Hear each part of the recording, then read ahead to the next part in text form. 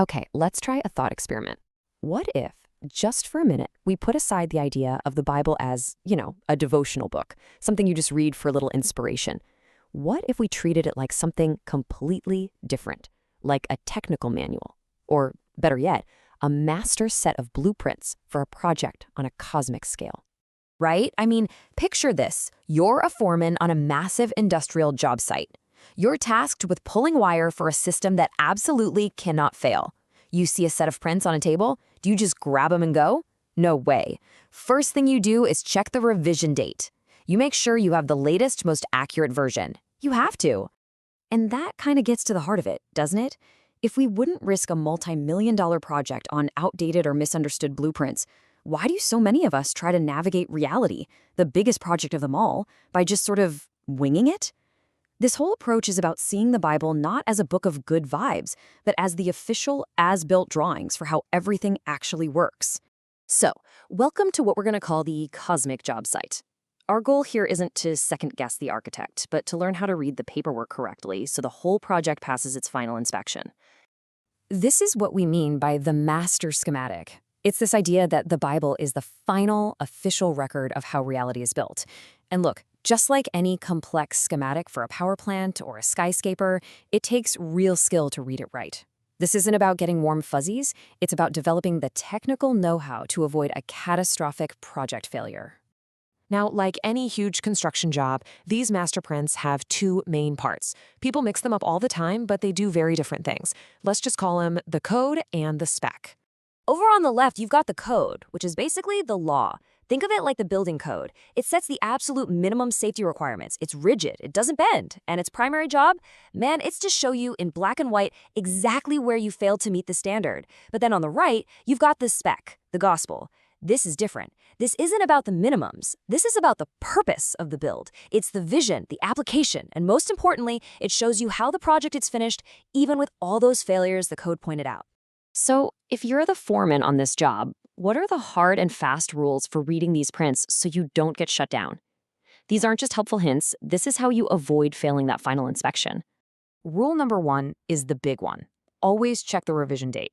In our terms, that's context.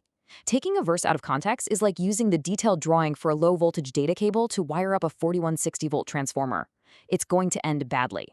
The fix is to always check the title block. Who wrote this part of the schematic? Who was the intended audience? And the biggest question of all, are we working off the old contract or the new contract? Okay, on to rule number 2, and it builds right on the first one. You have to trace the circuit. You know how it is on a huge job. A breaker trips in the basement, and suddenly the HVAC on the 10th floor shuts down. The cause and effect aren't always in the same room. You have to follow the lines on the prints to see how it's all connected. And this gets to the core of what we call cross-referencing. The Bible is a self-correcting schematic. Scripture interprets Scripture.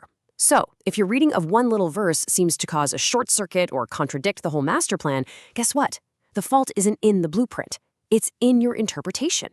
As the foreman, it's your job to trace that circuit back and find the right connection. And here's a little pro tip for you while you're on the job. Sometimes you're going to hit a section of the prints that's just dense. It's complicated. Don't grind the whole project to a halt trying to figure it out. Do what a real foreman does. You circle it, you treat it like an RFI, a request for information, and you keep studying the main circuits you do understand. Usually the power flows from the clear parts to the complex ones, not the other way around. All right, we've gone over the high-level rules. But what does this actually look like day to day? Well, a good crew never starts work without a pre-task plan. So let's apply that same discipline to reading our prints. Here's your daily 3-step workflow. First, you pull out the tape measure. This is observation. You're not guessing, you're not eyeballing it, you're measuring precisely. What does this text actually say? Second, you consult the prints. This is interpretation. What did the specific note mean to the original crew who got these plans? And finally, you get to the install. This is application. Okay, now that I understand the plan, how do I land the specific circuit in my own life today so the lights stay on? Okay, let's zoom out one more time. On any project that takes a long time, a good foreman redlines the prints. They mark up changes, fixes, and updates as they happen. If you want to understand the whole project, you have to follow those red lines of history. This gives us a really clear project timeline. The project kicks off with the original plan all laid out in Genesis. Then there's, well, let's call it significant on-site damage, which requires major rework. That's the Gospels, fixing the path forward. And the whole thing is driving towards the final commissioning, that ultimate sign-off described in Revelation. You're seeing one continuous project, from start to finish. So that's the foreman's approach. It's all about skill, discipline, and a deep respect for the blueprints.